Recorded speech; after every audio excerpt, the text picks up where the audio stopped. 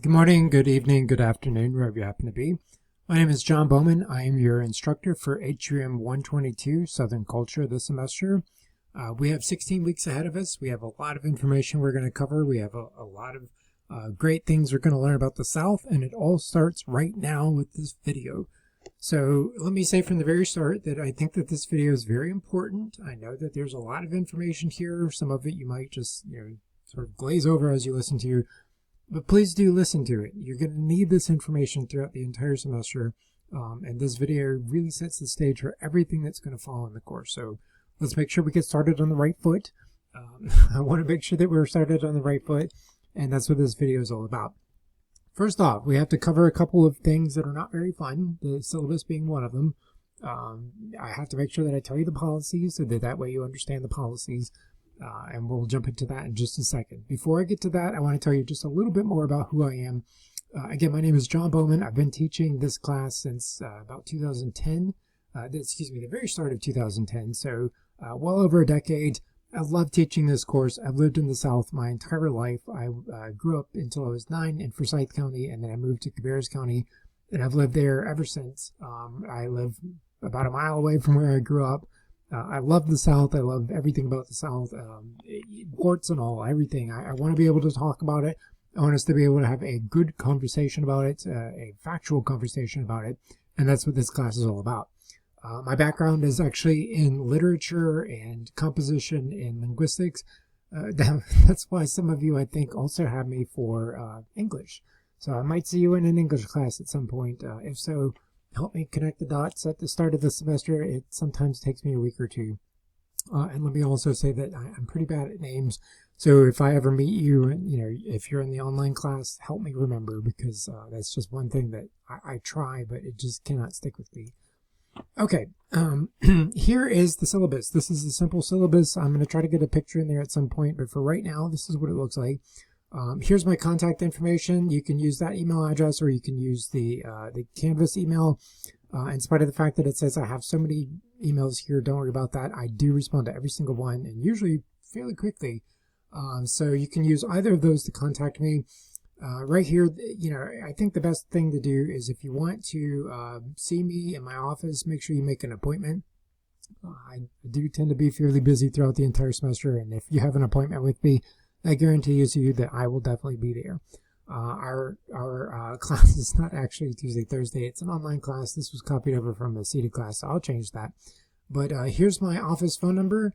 So 991-0270. You can reach me at any point. If you can't get me, leave me a message. I'll get the message. Sort of bonus thing. If you're watching this video and you made it this far, this is my cell phone. I have been giving out my cell phone number for years. And not had trouble with it, knock on wood. I hope it still continues that way. But my cell phone number, my actual cell phone number, is 980-621-3115. That is my actual cell phone. And you can use that number to text me small questions, short questions, between something like 9 a.m. and let's say 7 p.m. 7 days a week. 7 days a week, 7 full days a week, I will respond to your texted questions to that number. So you feel free to text them to me. If you, of course, abuse this, which again has not happened in something like over the decade that I've been teaching and giving it out, I will simply block the number, and you can use the other methods to contact me. But I like to do that. That way, if you have a quick question, you can text me just standard things. If you do text me and I don't immediately respond, just know that I'm a person as well. If there's a Marvel movie out, I might be in that theater watching that movie. I'm not leaving the movie or interrupting the movie to text you back, because I paid to be there. I deserve to be there. So, give me a little while. If I don't respond, if you text me like in the evening, and I might not respond until the next morning, but I will respond. Okay, textbook. There's your textbook right there. So you're going to need both of those. These are the physical copies right here. In the course, if it's listed by page number, it's in that top one. And if it's listed as GUITS, it's in this bottom one. And the GUITS, Growing Up in the South, is listed by author name. So for example, the first reading we have in the class that said this book is going to be listed as Faulkner. You just need to look in the index and find where Faulkner is in the book, and then go and read it. Make sure that you're not reading the page numbers listed, in confusing the two texts. I've had some students do that before, and they read all the wrong stuff, and I don't want to waste your time, so I'm telling you that day one, minute one. The rest of this, I'm going to let you, cover yourself. I'm not going to sit here and read it at you. I do want to draw attention to a couple things. Course policies. I put on here that I will treat you like an adult. That means I will treat you like an adult. I'm just giving you all my contact information, even my cell phone number, which means that you have every resource you need to be able to contact me in case of an emergency. Treat this like you would a job. If you can't show up to, your job, you're going to contact your boss because, if you don't, you're going to get fired. Same thing here. I have all the deadlines laid out for you on the syllabus. And if you do not contact me ahead of time, then I will just assume that means that you understand the consequences, which will be a 0. So contact me ahead of time if you need an extension. I'm happy to work with you, but there are deadlines for a reason. You have to try to meet the deadlines in spite of other things. So I tend to try to work with people.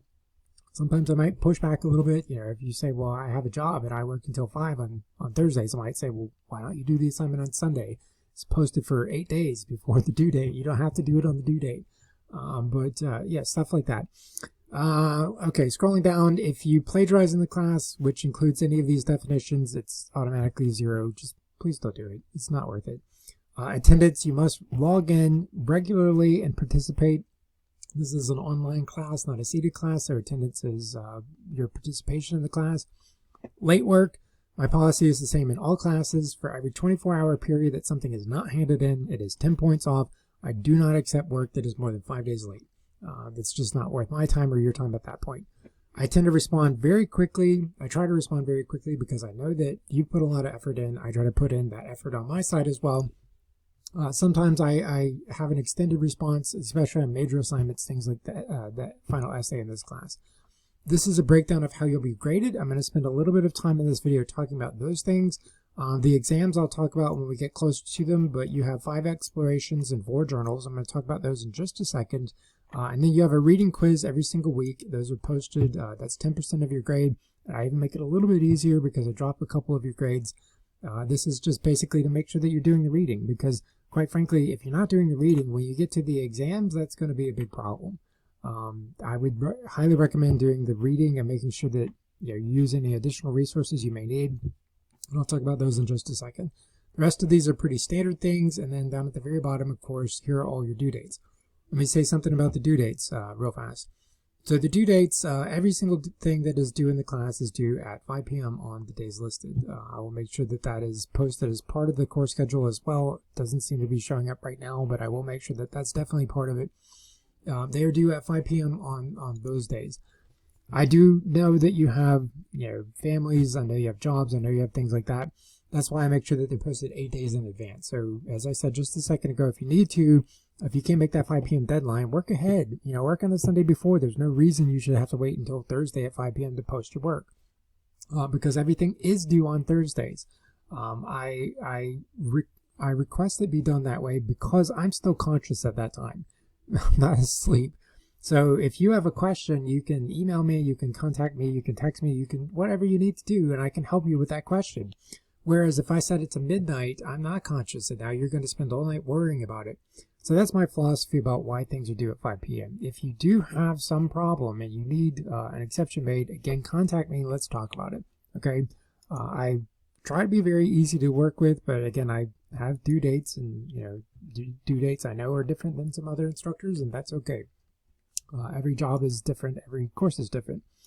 All right, let's look at a couple things. Well, actually, let me open this back up. So these are some things you need to look at up here. Day 1, minute 1, when you're watching this video, make sure you do the introductory forum. If you've never taken a class with SEC before, this is a standard policy. It marks your entrance into the class. It ensures that you have access to the rest of the course. You will not be able to access the rest of the course until you complete the introductory forum. So I would highly recommend doing it right away. The next thing you're going to look at is the general introduction to culture. And then that's going to give you some overview. Make sure that you look at this video here. I'm not going to repeat the information that's in it, but there is indeed a video here. You need to make sure that you watch the video. I'll make sure that the video is posted in there. I don't know why it's not in there. This is one of those things you discover as you sort of go along. But the podcast is definitely in here. Make sure that you go and listen to the podcast.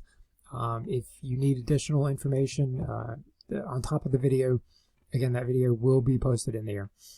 Down here, when we get into this section, your very first assignment is going to be the journal 1.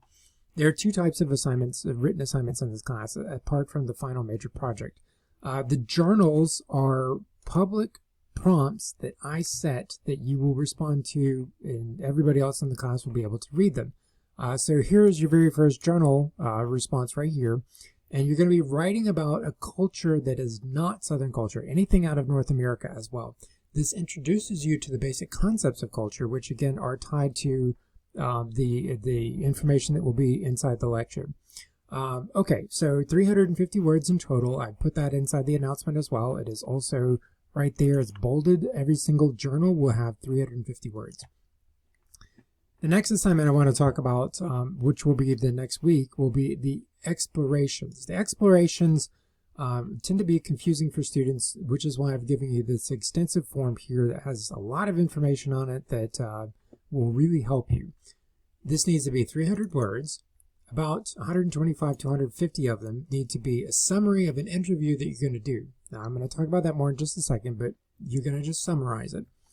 About 150 words or 175 words, something like that. So the rest of them are going to be specific course connections you're going to make between your interview and the course. So that means, this book you can connect it to, you can connect it to this book. It needs to be connected. Give me page numbers. Tell me what, you see. Don't be vague. Don't say, well, this has to do with the institution of slavery in the South. That's vague, and that's pretty common knowledge. So you need to be specific if you want to earn full credit for this assignment, and that it's broken down that way. The last section, you can kind of talk about, the interview if you want, but you're not really receiving your grade for this. But some people really want to be able to talk about their personal response to this. So by all means, you can talk about your personal response right there, but again, the majority of the grade is coming from these 2 things, and I'm giving you a little note here to show you the rest of it. You'll see that on the rubric when I give you feedback. Okay, you need to pick your topic off this list. I would pick 1 or 2 questions. Don't go past that, because this should become a conversation. So for example, what does it mean to be Southern? You might ask somebody that, and they might say, well, I don't know, I guess you eat grits. Okay, well, why do you say that you eat grits? I mean, like, what is it about grits that makes you Southern? Why not barbecue, right? And then that starts a conversation. Now you talk your way through it. You might spend 5 or 10, 15 minutes talking to that person. That's what this is all about, is learning from other people. I can teach you only so much because I'm one person. We're talking about an entire culture. The textbook can only teach you so much as well. It's about becoming a cultural anthropologist and going out listening to people and their lived experiences here in the South. That's what this assignment is all about, is being able to engage with people and learn from them, which is one of the reasons why I would very strongly suggest for you to go outside your demographic. If you're young, talk to old people. If you're old, talk to young people. If you're black, talk to white people. If you're white, talk to black people. If you're a male, talk to females. If you're a female, talk to males. Go outside your demographic, because that's the only way you're going to hear what life is like for other people outside of your own personal experience. You can talk to your friends, you can talk to your family, of course, but they're very likely to have the exact same opinions and responses to these questions that you yourself would. And so you're not really going to learn anything. Of course, I'm not going to penalize you for that, but I'm very strongly encouraging you to explore the culture, explore people. I've had students walk to a gas station and talk to the gas station attendant before. I've had students post this to social media. They'll post it to Facebook and say, hey, everybody, here's this question, respond to it. And they get, a number of responses, and they write about that. All of those are fine, and that's what the exploration is all about. Let me wrap this up because I try to keep it under 15 minutes, but if you have any questions as you start working, please feel free to ask me. I am here. I am a real person. I want to help you. Every single week on Wednesday at 5 p.m. I'm going to send you an update. You'll have another update, for example, this afternoon. But I want to make sure I go ahead and get this video posted for you so you know who I am and you know what my expectations are and you understand how to navigate the course. Okay? All right. I will be in touch with you throughout the entire semester.